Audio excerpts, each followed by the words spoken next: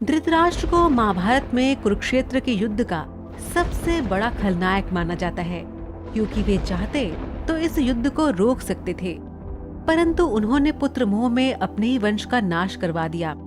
धृतराष्ट्र आंखों से ही नहीं बल्कि मन और बुद्धि से भी अंधे थे। उन्होंने अपने जीवन में वैसे तो कई पाप किए थे, लेकिन आज की इस वीडियो में हम जानेंगे उनके द्वारा किए हुए 8 पाप। गांधारी के साथ धोखा। भीष्म ने धृतराष्ट्र का विवाह गांधार की राजकुमारी गांधारी से कर दिया था। गांधारी को जब ये पता चला कि उनका पति देख नहीं सकता, तो उन्होंने भी अपने आंखों पर पट्टी बांध ली।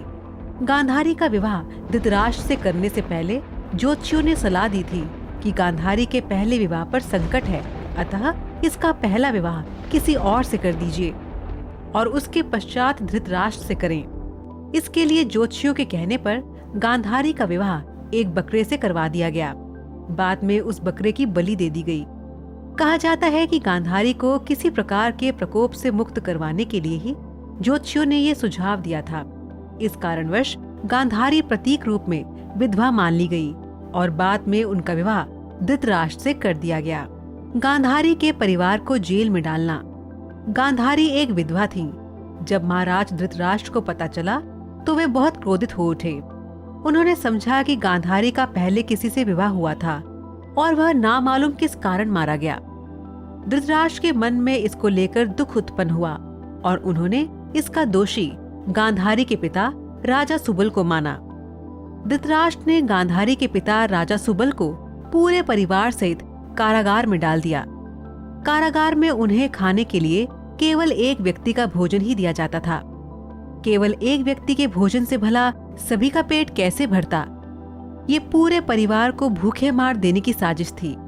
राजा सुबल ने ये निर्णय लिया कि वह भोजन केवल उनके सबसे छोटे पुत्र को ही दिया जाए, ताकि उनके परिवार में से कोई तो जीवित बच सके, और वह था शकुनी।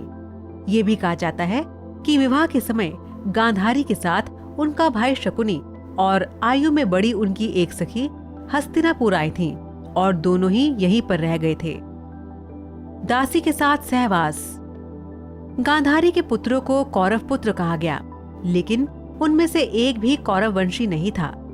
धृतराष्ट्र और गांधारी के 99 पुत्र और एक पुत्री थी, जिन्हें कौरव कहा जाता था। गांधारी ने वेदव्यास से पुत्रवती होने का वरदान प्राप्त किया था। इस वरदान के चलते ही गांधारी को 99 पुत्र और एक पुत्री मिली थी। उक्त सभी संतानों की उत्पत्ति 2 वर्ष बाद कुंडों से हुई थी। गांधारी की बेटी का नाम दुशाला था। गांधारी जब गर्भवती थी तब धृतराष्ट्र ने एक दासी के साथ सहवास किया था, जिसके चलते युयुत्सु नामक पुत्र का जन्म हुआ। इस तरह कौरव 100 हो गए। पुत्र के मोह में करवाया युद्ध। पुत्र मोह में धृतराष्ट्र पांडवों के साथ अन्याय कर रहे थे, लेकिन राजा और राज सिंहासन के प्रति निष्ठा के चलते भीष्म उनके साथ बने रहे। धृतराष्ट्र ने अपने पुत्र मोह में सारे वंश और देश का सर्वनाश करा दिया। धृतराष्ट्र चाहते तो वे अपने पुत्र के हठ और अपराध पर लगाम लगा सकते थे, लेकिन उन्होंने ऐसा कुछ नहीं किया और दुर्योधन को गलती पर गलती करने की अप्रत्यक्ष रूप से छूट दे दी। पांडवों के साथ हुए अति अन्याय के चलते ही महाभारत युद्ध हुआ था। राज सिंहासन पर बैठे धृतराष्ट्र यदि न्याय करता होते तो ये युद्ध टाला जा सकता था। विदुर ने कई बार धृतराष्ट्र को नीति और अनीति के बारे में बताया, लेकिन धृतराष्ट्र ने जानबूझकर विदुर की बातों को नजरअंदाज किया। चीरहरण के समय धृतराष्ट्र का चुप रहना। द्रौपदी के चीरहरण के समय भी भीष्म और धृतराष्ट्र चुप रहे और इसी के चलते भगवान कृष्ण को महाभारत युद्ध में कौरवों के खिलाफ खड़े होने का फैसला करना पड़ा। चीरहरण महाभारत की एक ऐसी घटना थी जिसके चलते पांडवों के मन में कौरवों के प्रति नफरत का भाव स्थायी हो गया। ये एक ऐसी घटना थी जिसके चलते प्रतिशोध की आग में सभी जल रहे थे। अधर्म का साथ दिया। वयोवृद्ध और ज्ञानी होने के बावजूद धृतराष्ट्र के मुंह से कभी न्याय संगत बात नहीं निकली। पुत्र मोह में उन्होंने कभी गांधारी की न्यायोचित बात पर ध्यान नहीं दिया। गांधारी के अलावा संजय भी उनको न्यायोचित बातों से अवगत कराकर राज्य और धर्म के हितों की बात बताता था, लेकिन वे संजय की बातों को भी नहीं मानते थे। वे हमेशा ही शकुनी और दुर्योधन की बातों को ही सच मानते थे। वे जानते थे कि ये अधर्म और अन्याय कर रहे हैं, फिर भी वे पुत्र का ही साथ देते थे। भीम को मारने की इच्छा।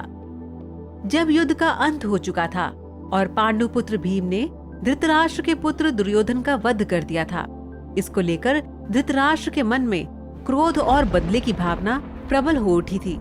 अतः मौका पाकर धृतराष्ट्र भीम को मार डालना चाहते थे। एक बार की बात है, जब महाभारत का युद्ध जीतने के बाद पांचों पांडव श्री कृष्ण के साथ हस्तिनापुर महाराज धृतराष्ट्र से मिलने पहुंचे, तो भीम के अलावा सबने धृतराष्ट्र को प्रणाम किया तथा उनके गले मिले। बाद में जब भीम की बारी आई, तो भगवान श्री कृष्ण धृतराष्ट्र की मंशा जान चुके थे।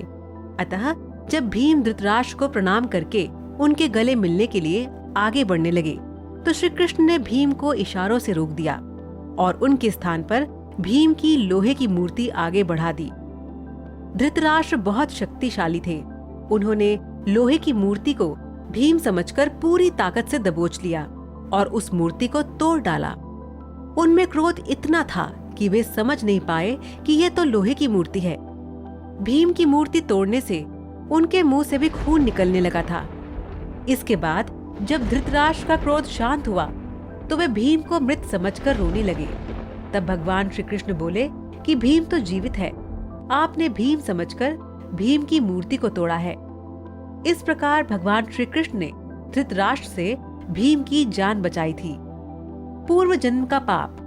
कहते हैं कि पूर्व जन्म में किए पाप के कारण धृतराष्ट्र जन्म से ही अंधे थे और उनके सभी पुत्र मारे गए।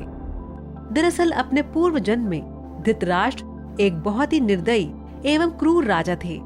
एक दिन जब वे अपने सैनिकों के साथ राज्य भ्रमण को निकले, तो उनकी नजर एक तालाब में अपने बच्चों के साथ आराम कर रहे हंस पर पड़ी। उन्होंने सैनिकों को तुरंत आदेश दिया कि उस हंस की आंखें निकाल ली जाएं। सैनिकों ने राजा की आज्ञा का पालन किया। दर्द से बिलखते उस हंस की आंखों को निकालकर राजा अपने सैनिकों के साथ आगे बढ़ गया। उस हंस की असहनीय पीड़ा के कारण मृत्यु हो गई। इस घटना को देखकर उसके बच्चे भी मृत्यु को प्राप्त हो गए।